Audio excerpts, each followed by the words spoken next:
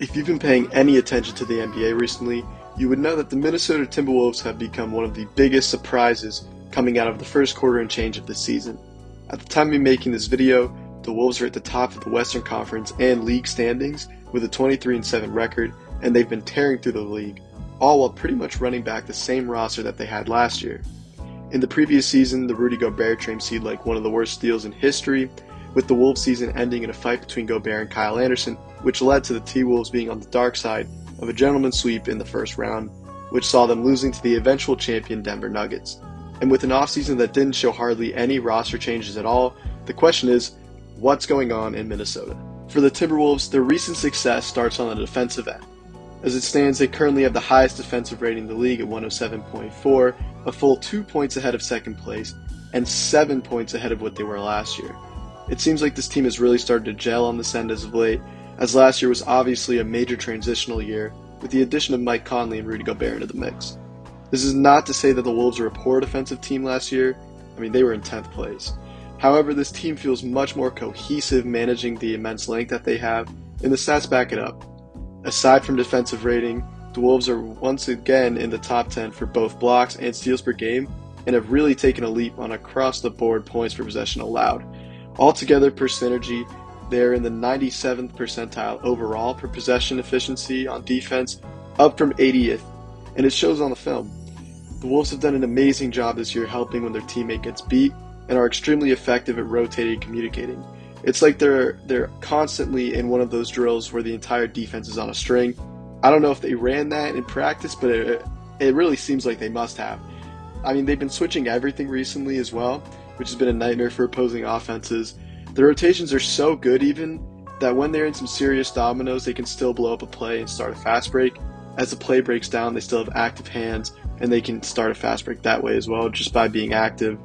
Obviously, like I said, the length of this defense is their main advantage, but their cohesiveness is something that has really stuck out to me. This strong switchability and recovery has allowed Gobert to do what he does best and somewhat roam in the paint, which is why he's the leading favorite for Defensive Player of the Year and why he's averaging a full block per game more than he did last season.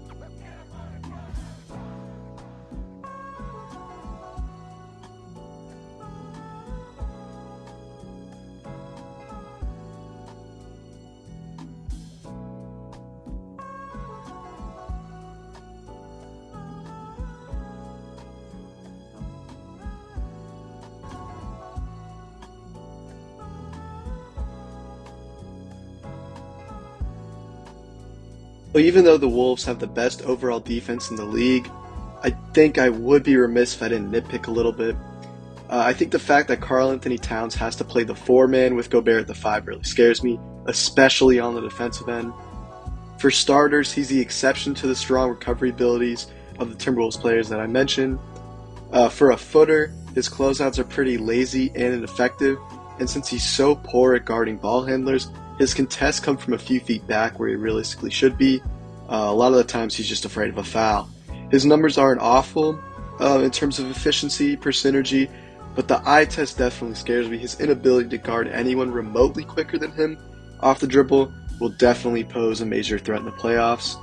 A lot of times Towns is just praying not to pick up a foul, like I said, especially on smaller guards. Honestly, I feel like things could go south with Towns, especially on the defensive end. As the film shows, opposing shooters missing a lot more shots against him that they probably should be making. So I think simply a regression to the mean could be in order, and maybe his stats could be a little bit inflated due to variance. He does a pretty terrible job navigating screens as well. Whether he's switching, icing, hedging, or even flatting, he sits in the bottom 3% for defensive efficiency on screen actions. So in the playoffs, I can definitely see him get played off the floor and targeted by shot-creating wings every single possession, especially when it comes down to coaches analyzing the film on a multi-game sample. I can see him getting thrown around screens, ISO'd, and when it comes to smaller players, they're just going to cook him up. Especially in this Western Conference, I feel like there are a lot of teams that could really give him trouble. Just to name a few, some examples that come to mind are the Thunder, the Kings, and the Clippers, which are all teams that could seriously punish a perimeter-bound Towns because they all have good scoring wings. Especially defensively, I still don't know if the fit between Towns and Gobert is all the way there.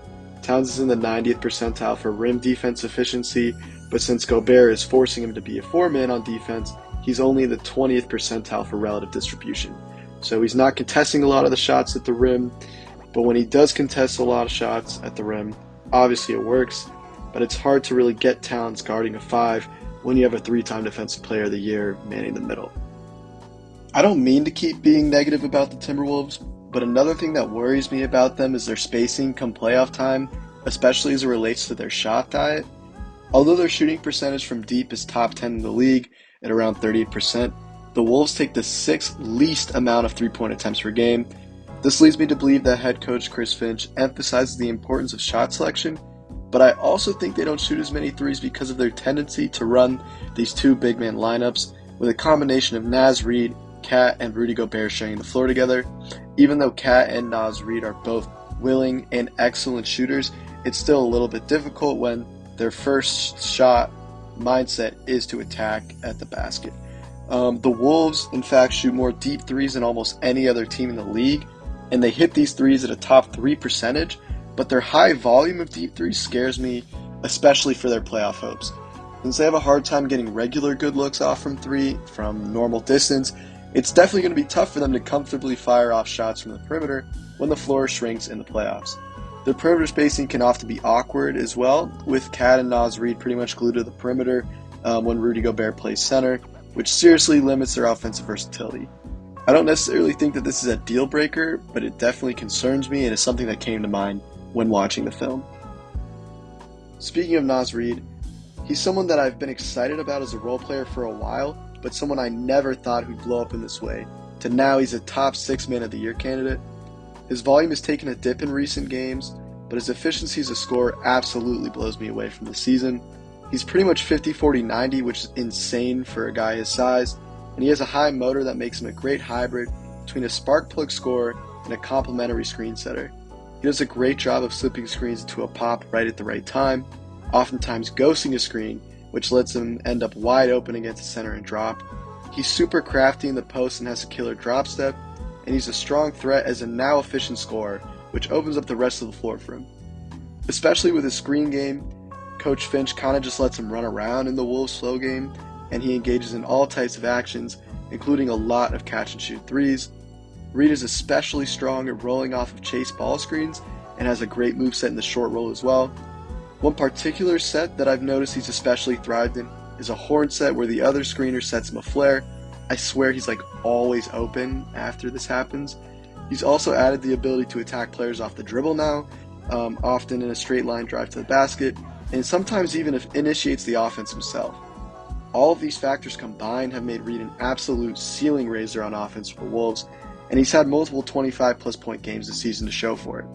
He's come a long way from simply being a high-energy role man, and I'm really excited to see where this goes.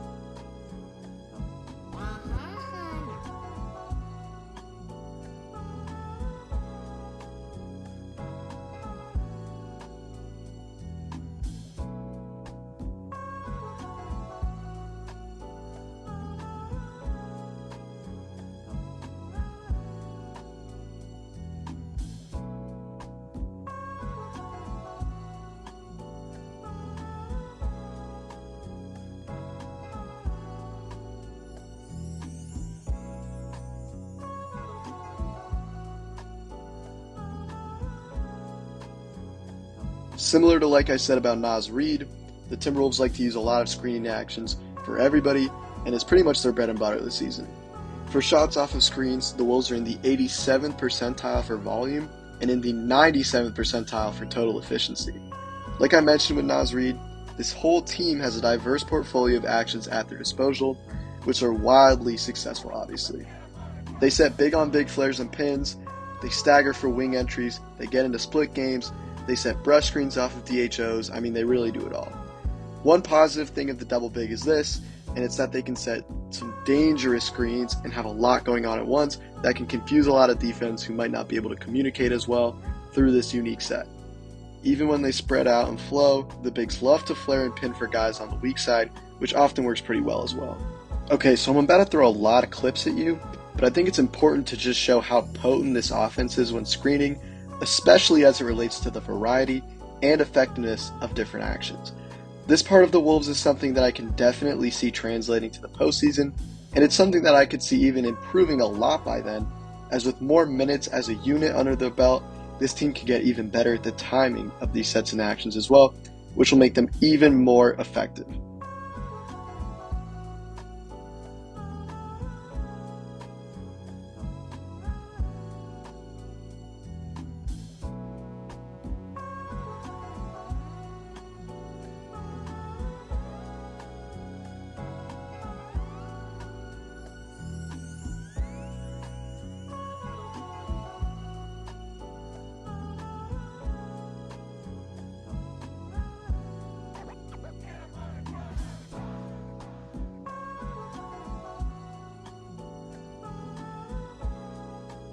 Another bright spot that I've seen with the Wolves this year has been the leap in playmaking that Anthony Edwards has taken. Even though Mike Conley still runs the Timberwolves offense for the most part, Edwards' dynamic scoring has opened up playmaking windows for him. He's jumped up to around 5.5 assists per game this season, and his turnover numbers have actually dropped as well. He's throwing more risky passes now, but since he garners so much attention, he's started to make the lesser expected pass and is making great reads off the drive. I know that there's a lot of discourse about Ant not hitting Rudy Gobert very much, especially last season, but I think the film does show he has a tendency to hit an open shooter versus Rudy on the roll. Oftentimes, he skips over Rudy and can hit the corner man, and a wide open three, realistically, is just as good, if not better, than a rolling Rudy Gobert. However, this isn't to say he completely looks Rudy off. They've shown an increased chemistry this year, and for Rudy, who pretty much exclusively scores off of assists, that's huge.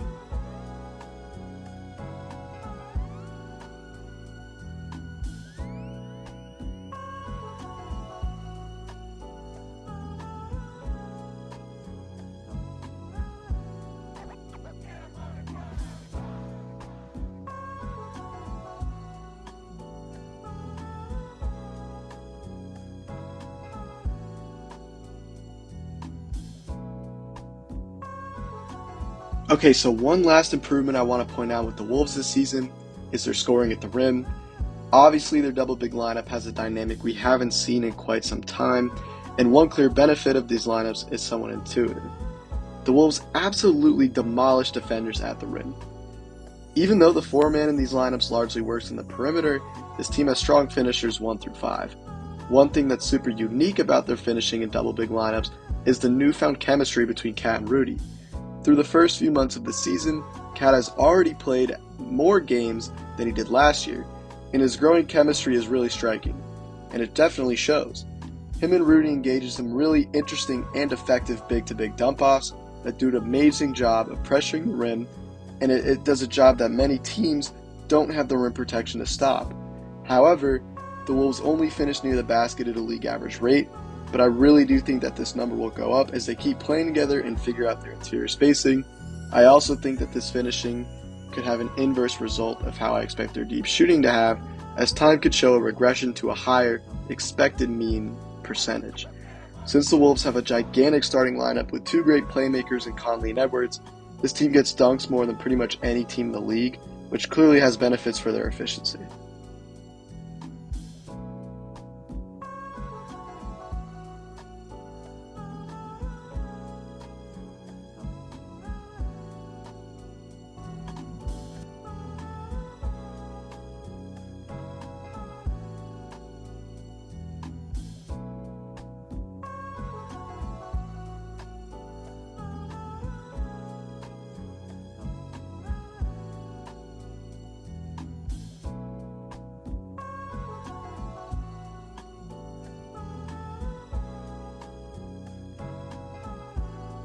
So clearly the huge lineups that the Wolves throw out interest me, scare me, and excite me, but I do think that the Wolves will continue on this path that they've laid out for themselves. However, I feel like I've seen this a million times before. Just because the Wolves might end up this season as a 1 seed doesn't mean they're going to make a deep playoff run necessarily, especially with the prospect of Karl Towns guarding wings. Regardless of the action, he's going to get exploited. Since Chris Finch mostly has Towns sit in drop coverage, a wing guard screening action will leave the Wolves in dominoes every single time, And even though this defense is great at communicating and recovering, when the pace slows down in the postseason, the margin for error is much shorter.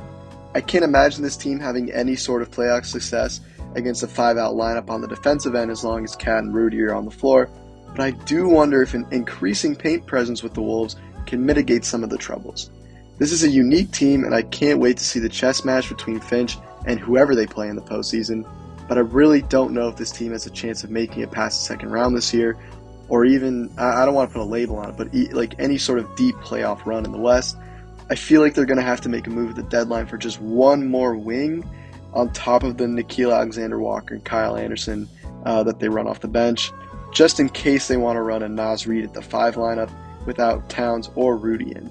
With all I've thrown at you, all I can really give right now in terms of a prediction, I guess, is a we'll see, because this is an unprecedented team with unprecedented success right now, so I really have no idea. We'll just have to wait and see.